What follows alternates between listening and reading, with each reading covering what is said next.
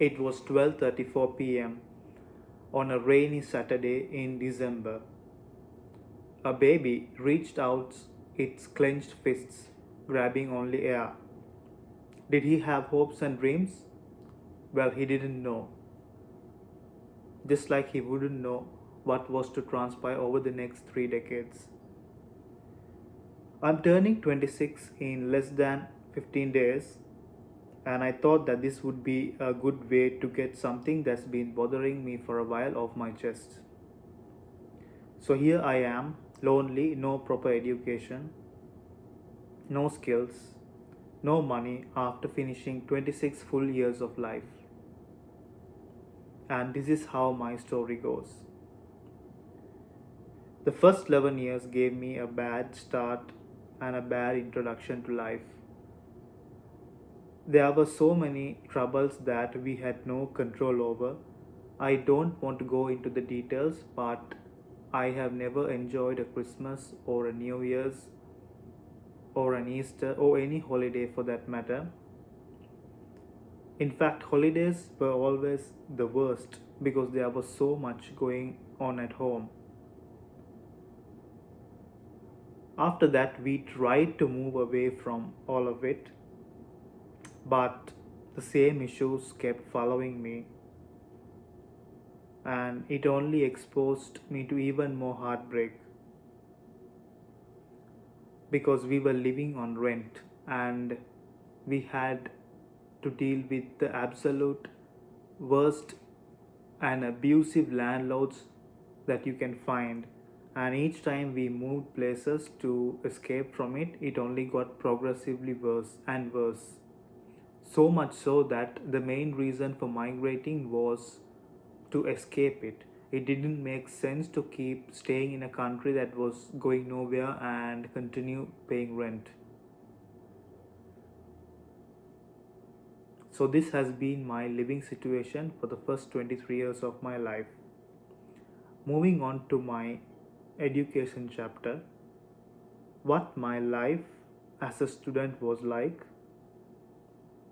it's the same story all over again.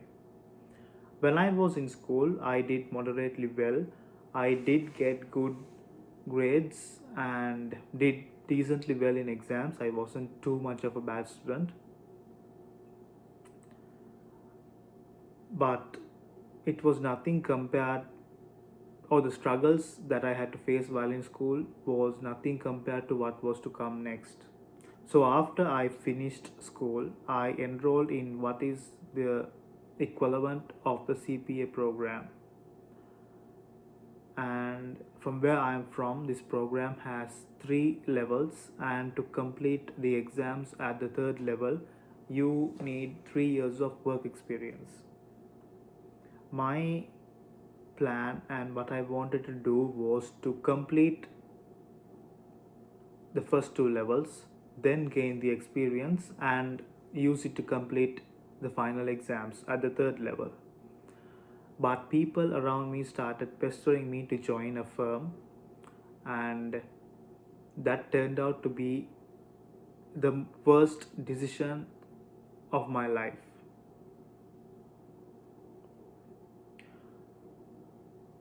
because it set me back by almost a decade, and I have no intention of joining a big four consulting or audit firm hereafter.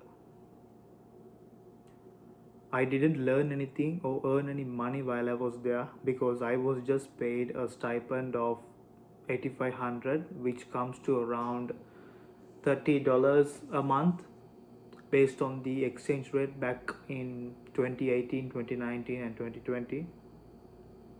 Just for context, if you were to do an unskilled job in that country, you would make around 45,000 a month approximately. And during this time, the work that I did was mundane and it didn't teach me any skills, any technical skills. I wasn't even getting proficient in Excel because I didn't really have a chance to use or most of the formulas.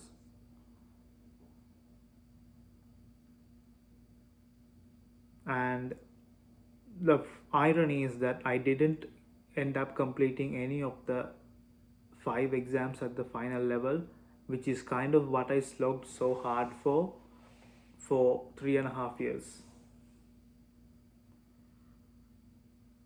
When I joined this firm,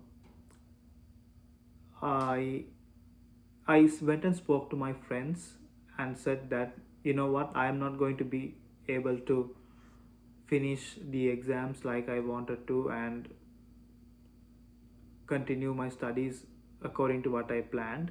You know what, these same friends who pestered me into joining a firm told me? They laughed at my face and said, since they were all struggling to balance work and studies, they did not want to see me taking these at a leisurely pace, and that's kind of the reason why they forced me into and nagged me into finding work myself. This has to be my first lesson in not listening to people and trusting and having to trust my gut instinctively. So I did end up finishing what I started. The 3 years of experience that was needed, I quit like after a month, but then I withdrew my resignation and I continued for 3 years.